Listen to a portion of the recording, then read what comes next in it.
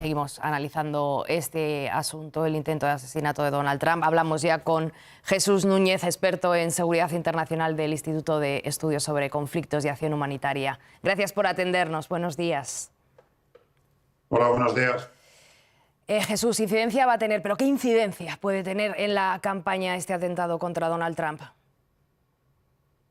Evidentemente es difícil calcularlo ahora mismo, pero si pensamos que ya el punto de partida era con un Donald Trump que había barrido prácticamente al presidente candidato Joe Biden en el reciente debate televisivo, podemos imaginar que ahora Trump va a intentar utilizar esto que ha ocurrido, desgraciado atentado en cualquier caso, que afortunadamente no ha terminado con su vida, en términos electorales, y que por lo tanto lo que en principio cabría imaginar es que esto potencia más todavía sus opciones, presentándose como un mártir, presentándose como un salvador de la patria, presentándose también como alguien decidido a hacer frente a ese nivel de violencia que, por otro lado, él mismo ha alimentado en otras ocasiones. Luego, en definitiva, y sin poder adivinar el futuro, lo previsible ahora mismo es que Donald Trump trate al menos de aprovechar esta circunstancia en su propio favor y que pueda encontrarse con una respuesta de los potenciales votantes también a su favor.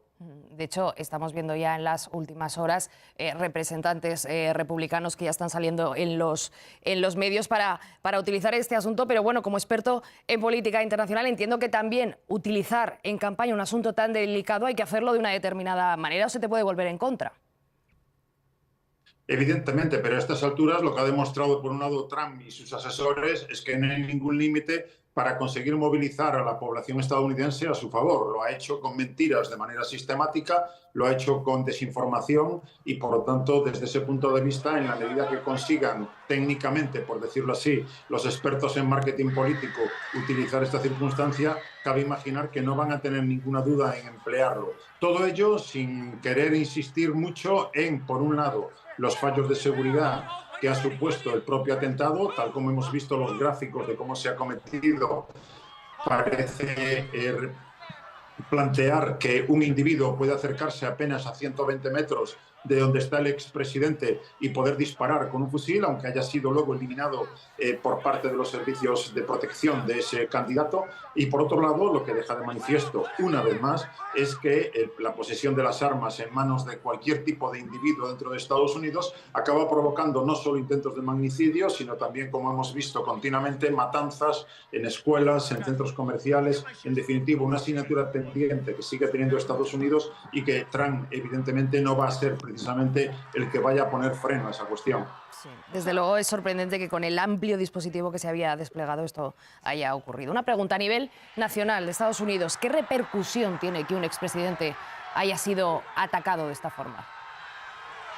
Si recordamos casos evidentemente muy significativos, el asesinato de Kennedy por un lado, el intento de asesinato, de magnicidio de Ronald Reagan, podemos entender que eso le permite a Trump ahora presentarse también como alguien que se expone de esa manera para intentar salvar a Estados Unidos de lo que él considera un desvío, una deriva liderada por Joe Biden, que lleva a Estados Unidos a perder su liderazgo mundial y que, por lo tanto, cabe imaginar que eso, como digo, lo que no cabe ninguna duda es que Donald Trump lo va a intentar utilizar a su favor. Lo que queda por saber es si va a conseguir el resultado o no, pero si ya la tendencia demoscópica mostraba que Trump era un candidato mucho más favorito que lo que puede ser el presidente Joe Biden, desesperado ya no solamente por convencer a los estadounidenses, sino por convencer a los delegados y a los máximos representantes de su propio partido de que es el candidato ideal, pues todo eso, ya digo, en términos potenciales al menos, le da una nueva baza añadida a las que ya tenía para conseguir finalmente volver a la Casa Blanca a partir del próximo noviembre. Desde luego que si Biden ya tenía en las últimas semanas desde el debate de la CNE en una situación delicada que no parecía remontar, ahora se le pone todavía más complicado, Jesús.